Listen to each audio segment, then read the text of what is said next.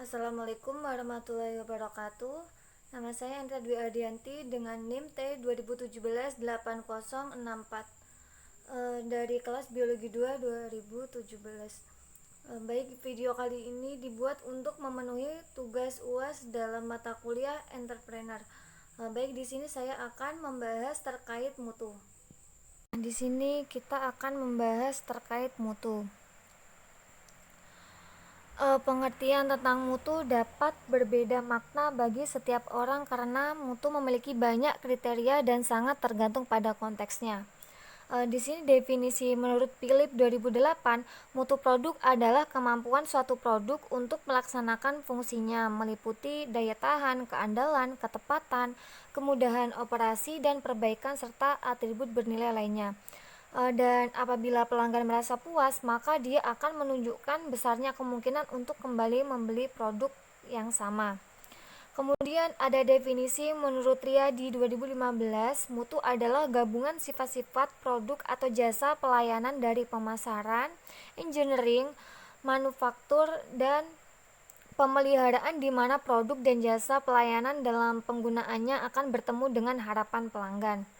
Nah, dari beberapa definisi tersebut, maka dapat diketahui bahwa mutu adalah ukuran yang dibuat oleh konsumen terhadap produk atau jasa yang dilihat dari segi dimensi atau karakteristik untuk memenuhi tuntutan kebutuhan, keamanan, dan kenyamanan konsumen.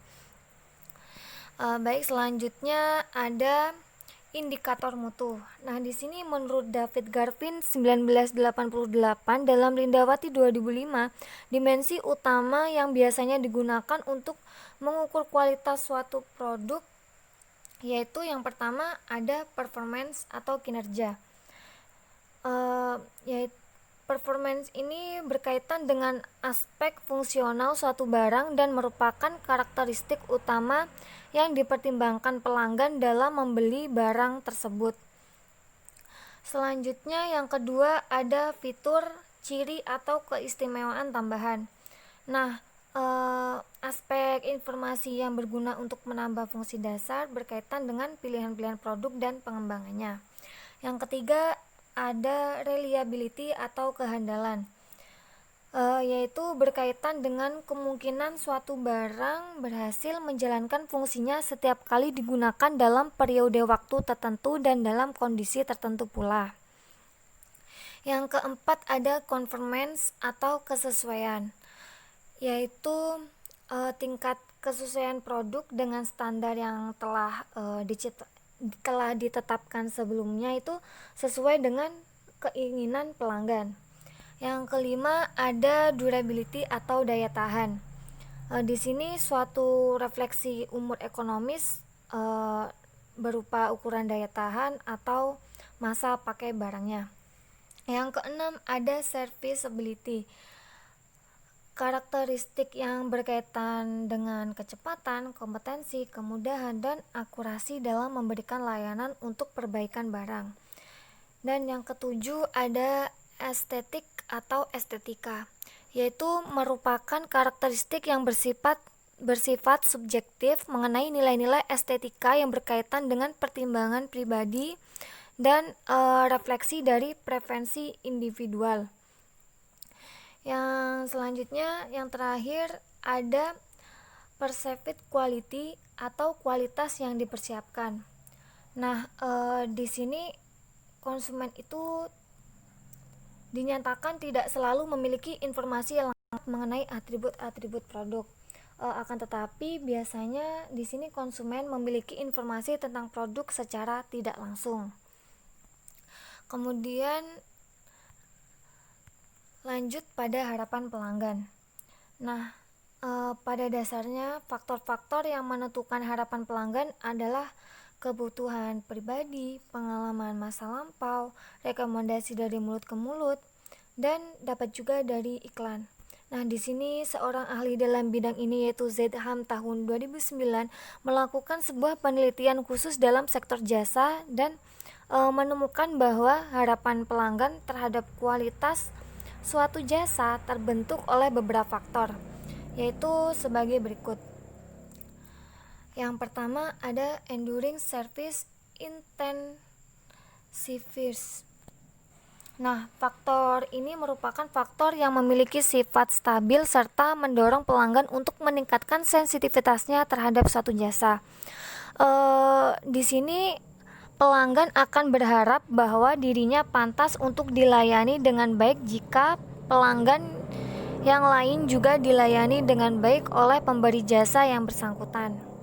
Selanjutnya ada personal needs. Nah, kebutuhan yang dirasakan oleh seseorang yang mendasar bagi kesejahteraannya akan sangat menentukan dalam penciptaan harapannya. Kebutuhan itu termasuk kebutuhan fisik, kebutuhan sosial, dan kebutuhan psikologisnya. Selanjutnya yang ketiga ada transitory service intensives. Nah, faktor ini adalah faktor individual yang memiliki sifat sementara atau jangka pendek yang bisa meningkatkan suatu sensitivitas pelanggan atau suatu jasanya. Selanjutnya ada perceived service alternatives. Nah, faktor ini adalah persepsi yang dimiliki pelanggan atas derajat atau tingkat pelayanan perusahaan lain yang sejenis. Di sini tuh apabila pelanggan mempunyai beberapa alternatif pilihan, maka harapannya terhadap sebuah jasa akan semakin besar. Selanjutnya yang kelima ada self-perceived service roles. Nah, faktor ini merupakan persepsi pelanggan mengenai derajat atau tingkat keterlibatannya dalam mempengaruhi suatu jasa yang diterimanya.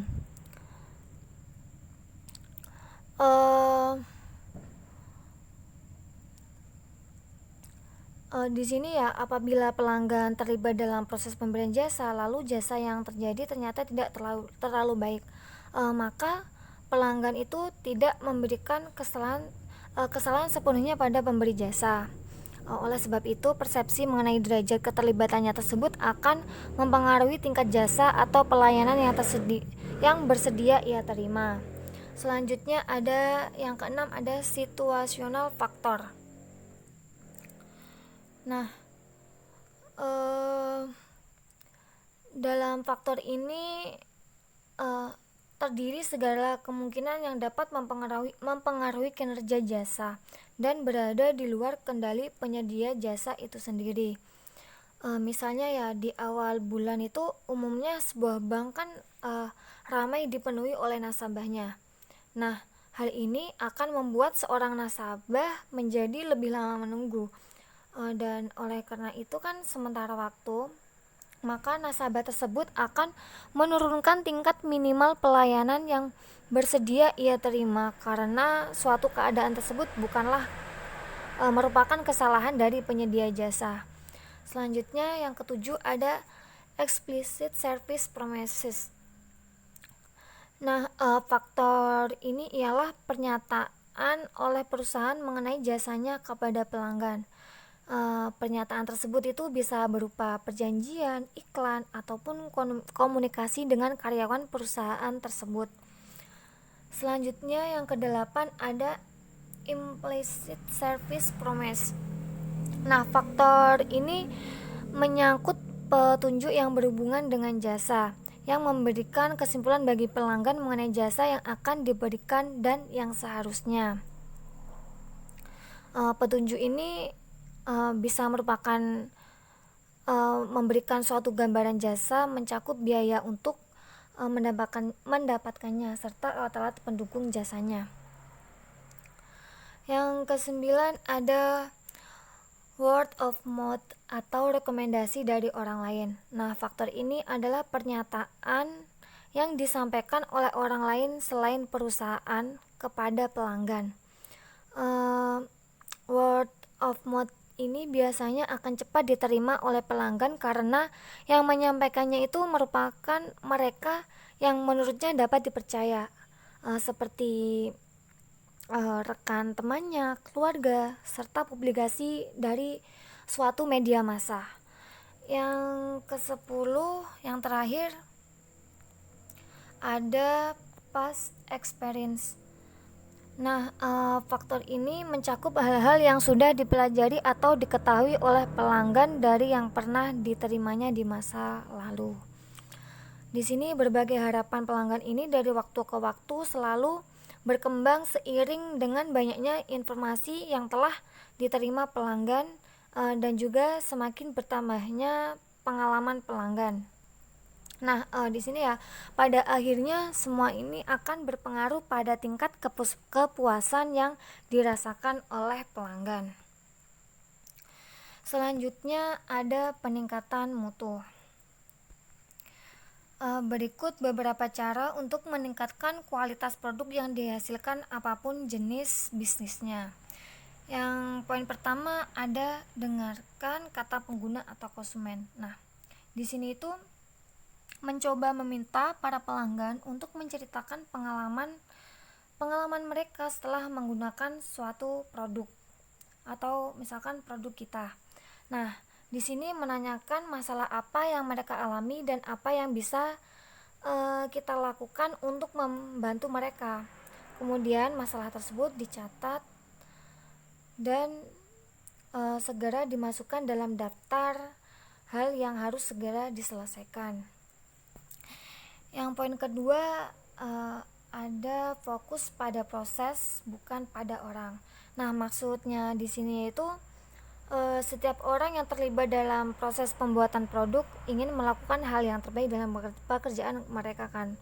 Nah, dalam banyak kasus di sini seringkali yang mengalami cacat adalah prosesnya, bukan orangnya.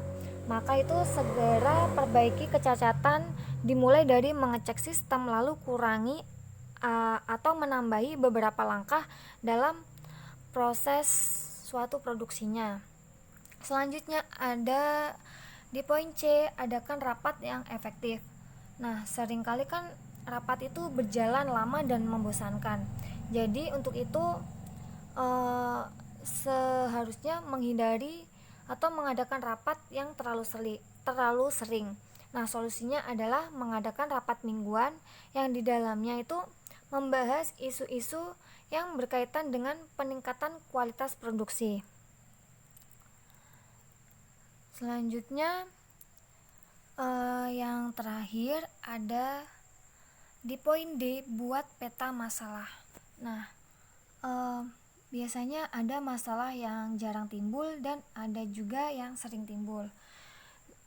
Nah, dari ini mengurutkan masalah itu diurutkan dari yang paling sering timbul hingga yang paling jarang timbul. Lalu kita fokus untuk mengerjakan solusi dalam masalah yang paling sering timbul. Karena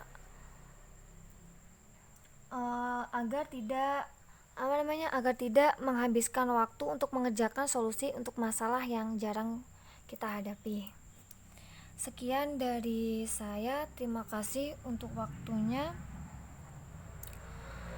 Terima kasih. Wassalamualaikum warahmatullahi wabarakatuh.